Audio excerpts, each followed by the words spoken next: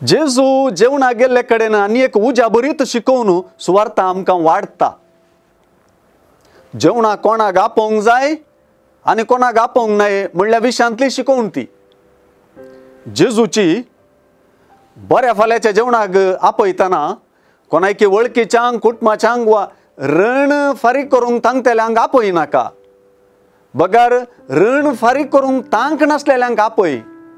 ही सलाह वा हें सुचन बारीस कठीण आयचें, तरी हातून जाक्केवाचेर दिश्ट घाल्ल्या जेजूची दिश्ट मात्र ह्या रण फारीक करूंक तांक नासलेल्या दुर्बळ्या, पांगळ्या, तोंट्यां आनी कुरड्यांचेरच आसा तें स्पश्ट जाता।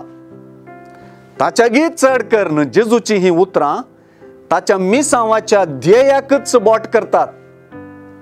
जेजूच्या सुचनांत देवाचो प्रेरकत्व मुजेर आसा, कित्याक दुर्बळ्यांक बरी खबर प्रगट करूंक ताणें म्हाका अभिषेक केला। बंदी नसल्यांक सुटका, कुरड्यांक दिश्ट, धनसतेल्यांक सवकासाय बसावंक आनी सर्वेस्परान दया माया दाखोवचें वरच पाचारूंक म्हूण ताणें म्हाका धाडला म्हणलीं जेजूच्याच मिसांव ध्येयाची उतरां कार्यगत करचे दिशेन हांगासर शिकोवन दिसून येता।